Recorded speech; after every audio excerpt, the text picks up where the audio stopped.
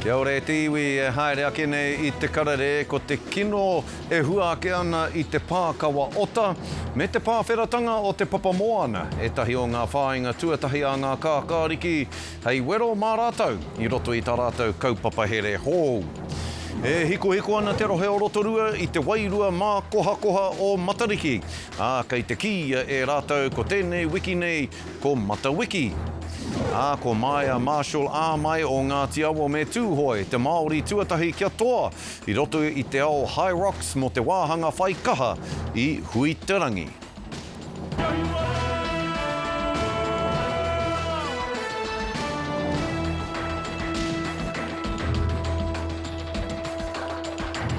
Nō reira kei ngā awa whakatere tani whā hūri noa I te motu nau mai anō ki te Karere. Ko te kino e hua ake ana I te pākawa ota me te pāwheratanga o te papamoana. E tahi o ngā whāinga tuatahi a ngā kākāriki, hei wero mā rātou, I roto I tā rātou kaupapa here hou, e hāngai pū ana ki ngā awa me te moana. Ko te hia o ngā kākāriki, kia pai te wai, hei inu, kia pai hoki te wai, hei kaukau, huri noa I te motu. Hei tā te kaiarahi takirua a Marama Davidson, ko tētahi o ngā pou toko manawa o tēnei kaupapa here hou nei, ko te kaitiakitanga a te Māori, hei arahi kia Hūrae te taiao. I whakarewa hia tēnei kaupapa here hou a rātou I te marae o Rāpaki, kia tahuri ake tātou. If our food and our water sources dry up, we are screwed. Te oranga o te tangata, he whenua, he one, he wai Māori. E tautoko ana te kaupapa here hou a te Pātika Kāriki, ngā awa me te moana. Engari e hara I te hi I ka kume I te takere o te moana.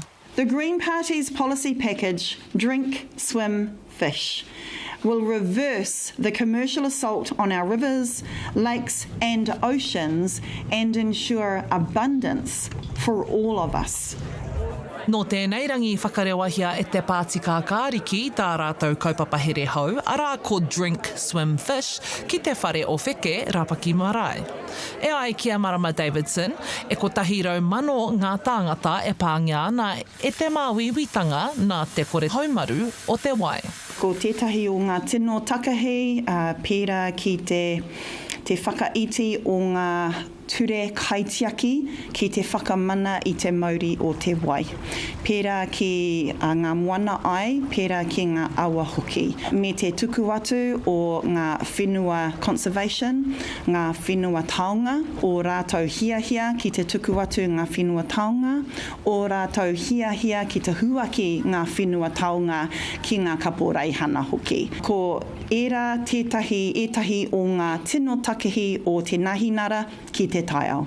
Our wai has always looked after us. It's time we respond with aroha. Ko tā Davidson, e whakae ana ia ki tā rātou kaupapa here, he mahere ki te whakatika I ngā take taiao o tēnei wā. Our Green Party water policy will set standards to prioritise safe drinking water and the health of our rivers, lakes and aquifers, including lowering the nitrate limit for drinking water.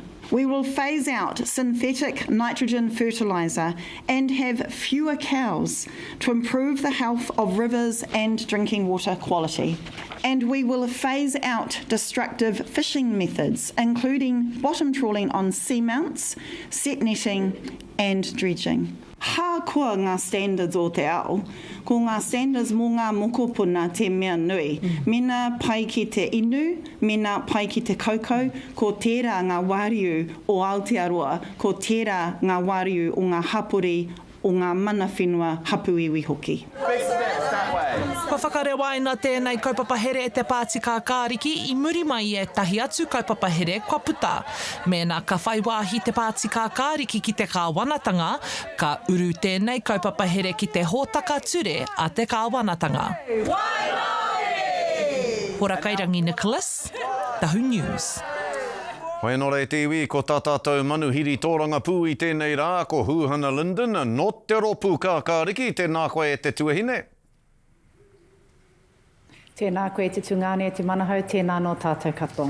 Oe nora, ko tā koutou kaupapa here hou nei, ko tētahi wāhanga o te kaupapa nei e hāngai pūana ki ngā awa me ngā moana, engari ko te wāhanga e hianau ki te pātai atu ki a koe huhana, kia ruarua ake ngā kau. Koe rā hoki tētahi wāhanga nui, kia ruarua ake ngā kau. Ka pēha nei te pānga o tērā whakatau ki te rāngai ahu whenua Māori. Me whai whakaaro tātou ki te wāhanga Māori o enei mahi ahu whenua, e rereke ana ki tauiwi mā. Ki te taha Māori nei, mātou ngā iwi noho whenua, ko te taiao, anō ko te ohanga o te Māori, he tino rereke te tirohanga. Me te mea no hoki, ko tā te ropu kākāriki, e hihiana ki te mahi tahi ki te iwi, ki ngā trahiti whenua Māori, ki te ohanga o te Māori, kia whai huarahi, kia whai rautaki, te mahi tahi hei waka haurua, mo te ora o te taiao, anō mo te ora o tō tātai iwi Māori hoki. Ka pai tēnā kōrero, no e whai whakaaro nui ana koutou ki te kimi, te kauhanga nuitanga i wainga nui, te ohanga me te oranga o te taiao. Te oranga o te ohanga, te oranga o te taiao, ne? E rua, kua hau no te whenua. E mahi ngiana a hau ki roto i ngā take ahu whenua hoki. Nō reira i tino mōhio ana a hau ki ngā pakeketanga.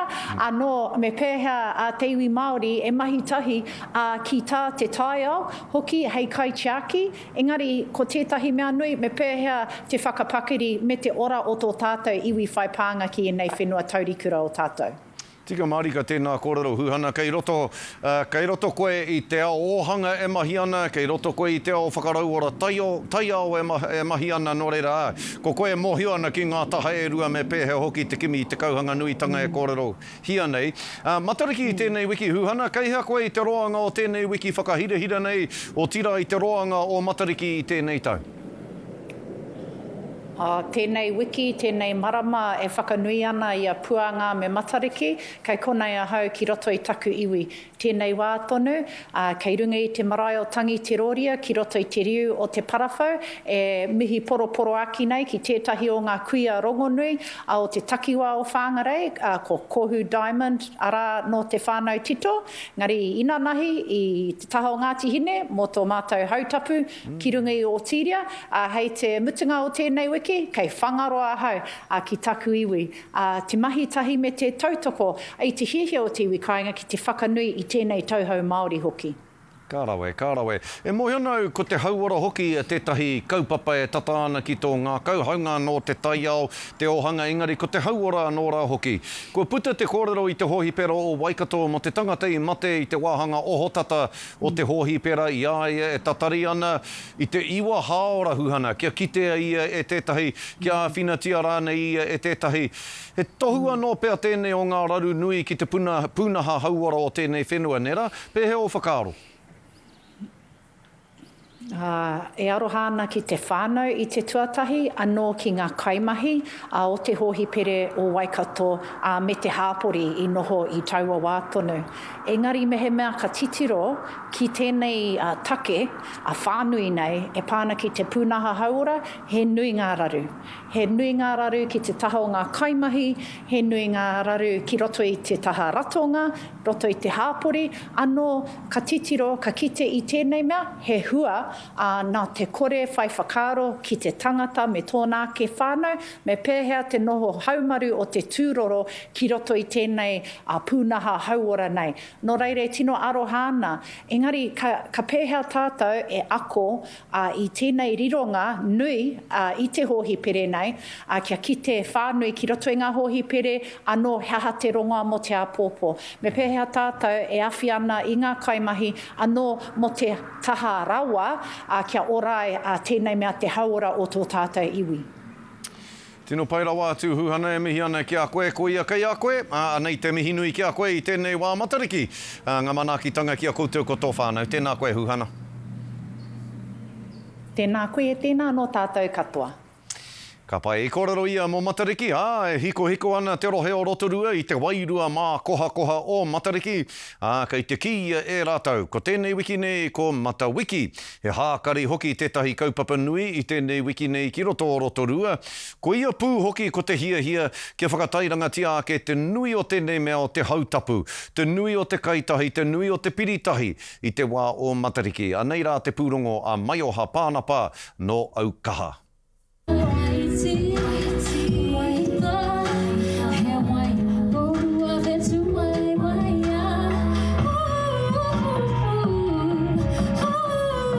Ko te Hākari nui tēnei ki, hei tīmata i te wiki whakamānawa i a Matariki. I feel like this is a really beautiful way for me to celebrate Matawiki, to launch Matawiki, to open up this week. It's such a big week for so many thought leaders and those that are leading karakia in hautapu and umukohukohu. So I think this is a really beautiful way for us to come together before everyone goes into the thick of all of the kaupapa that are going to happen towards the end of the week. So across the night sky, stars are named after our ancestors and stars are named after the stories that we brought from Hawaii. Nā raukura huata o Ngāti Whakaue me Ngāti Kahungunu te pō whakamānoa o te Hākari nei, te iwa o Matariki i ko Tuitui. Doesn't that look gorgeous? Triangulate 3 astronomical bodies. The sun, the stars, and then the moon. Ai ka aro hoki mātou ki ngā whetū heri kai, waiti waitā te paruku te parangi, engari ka whaitihia te aro ki ngā tukanga kai.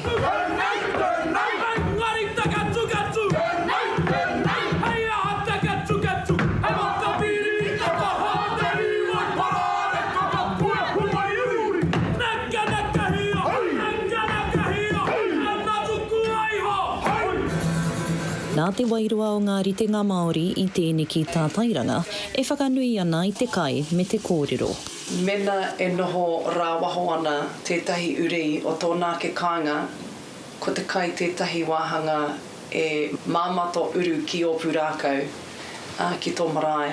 He wā tēnei ki mo te whakaaroaro, te ako me te hono ki te taiao. Tēnā koe, ko te whāinga matua, ke rongo koe i tō tāwara Māori, me te kaha whakanui i ene kaitipuna. Whioi, he kaupapa tēnei ki e whakamana ana i te tauhou. Ka mutu e hoki ana ki o koutou kāinga. Mai o hapānapa, mā Aukaha. E te iwi, hei muri ake i ngā whakatairanga ko Maia Marshall-Amai o Ngāti Aua me Tūhoi, te Māori tuatahi kia toa i te ao HYROX mo te Wāhanga whaikaha. Hoki mai anō ki te Karere ko Maia Marshall-Amai o Ngāti Aua me Tūhoi, te Māori tuatahi kia toa i te ao HYROX mo te Wāhanga whaikaha. I tū te whakataetai ki te whenua o hui te rangi, hakoa tōna hauātanga me ngā tini wero kua pā ki aia, tino kōrera wātuna i tēnei toa e tūohu. Kua hoki toa mai tēnei i ka āwhiro o te ao, e nari ko tahi wiki noiho mo tēnei wā i tāmaki. Still doesn't really feel that real to me. It's just like, oh, yeah, but I'm proud. So the wind hasn't really sunken in you? No.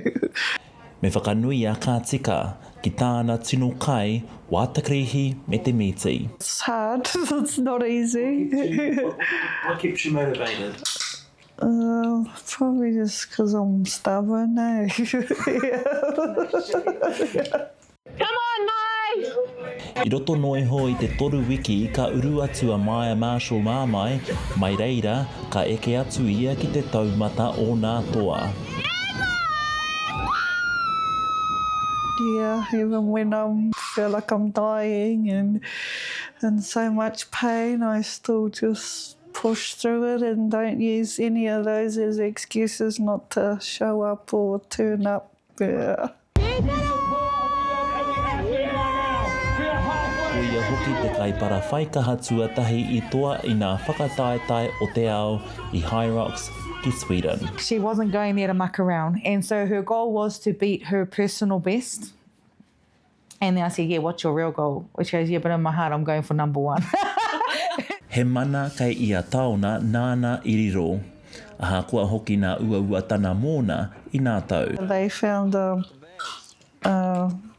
benign tumour on my pancreas and had to remove most of it, and since then I have to take these pills to anytime I eat any kai or drink any like smoothies or anything that has fats in it. Me pakari te tinana te hinenaro hoki.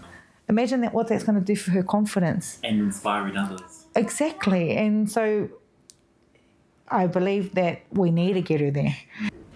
Kāre he paku whakatā, nā te mea he toa whitu pōro wira hoki ia. We go to Brazil for the rugby world champs and hopefully do good over there for that too. Ka rawe, nā, kua whakanui e te whare kura o Māngere te kapa haka o te kura ki tētahi pōhiri mana nui hei tohu i te ekenga o te kapa ki te tūranga tuarua i te whakataetai kapa haka ā-motu mā ngā kura tuarua i tauranga moana i tērā wiki. Nā, hei tā rānei anō rā hoki ka wehe atu rātau te kapa ki Tahiti ki te aruaru i ngā tapuai o ngā mātua tūpuna me te whakapakari i ngā hononga ahurea. I te aruaru hia rātau e tātātou kai kawe kōrero e mārena mane i ngā rā tatanei kia te huri ake tātou.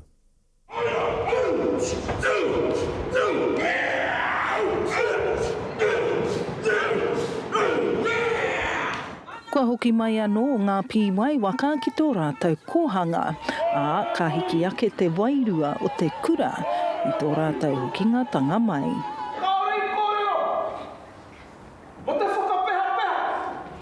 Koe rā hoki te whai, ne, kia hoki mai e nei, me o rātau na wheako, mea rātau na wheako, whaangai ai, ki ngā manu kaimiro, ki ngā manu pīkoko. Tūrei e te hea mana āpāhuara wātu. Anei ngā hua o tā tai Hākari. Mō te wā tuatahi i whakanui te kura i te ekenga atu o tā rātau kapa ki ngā whiringa toa ā-motu.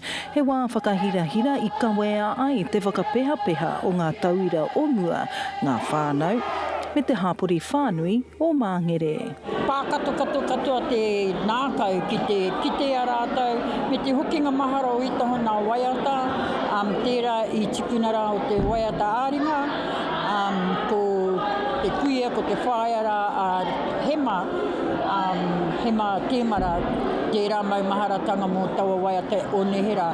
Kamutu i pai ake pia tā rātau waiata i taua waiata rā i a tū te maungaroa. Engari, kawe pāpauri mai e pau. Ki tonu te pōhiri i te ngākau hihiko i te kōrero a ngā kai tautoko mō tō rātau tino whakahihi ki te rōpū me te taonga tuku iho, kua waihanga tia e rātau mō te kura. Now, when they call out the participation, you make sure it's the loudest cheer. That's the only time our name's going to be called out. Anei te tino!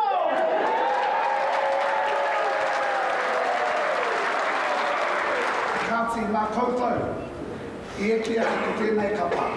I tēnei rā ka wehe atu taua rōpū kapa ki Tahiti, kia whai wāhi atu ki tētahi whakawhitinga ahurea, kua roa e whakamahere tia ana. Ko te mea nui o tā mātou haerenga atu he whai hononga. Toko maha o rātau o ngā rōpū o ko nā tonu pua tae mai ki roto ki a mātou. O te whare kura o te kura kaupapa Māori arohe o Māngere nō reira, e tika ana kia haere atu mātou ki a rātau.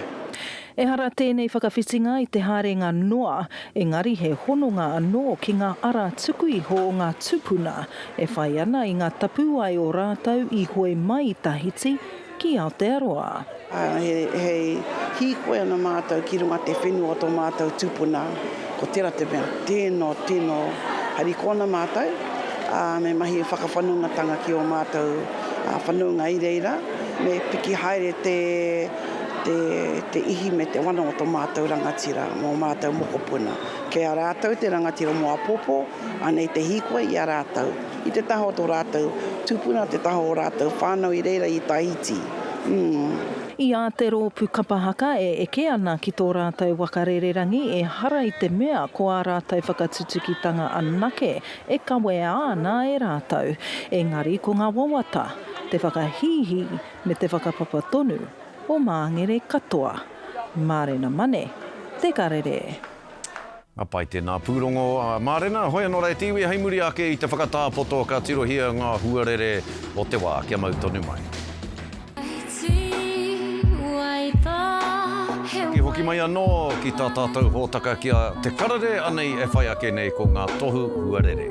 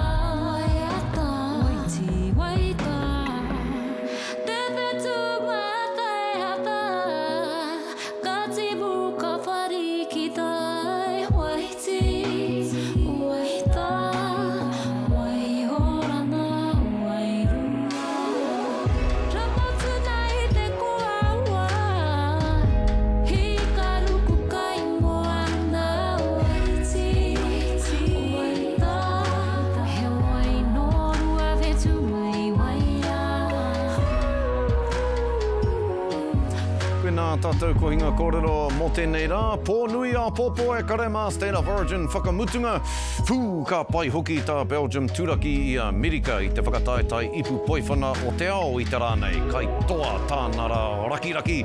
Ka tie tiwi koia ko te karere i tēnei rānei, kia ora tātou katoa tūrou, Hawaiki.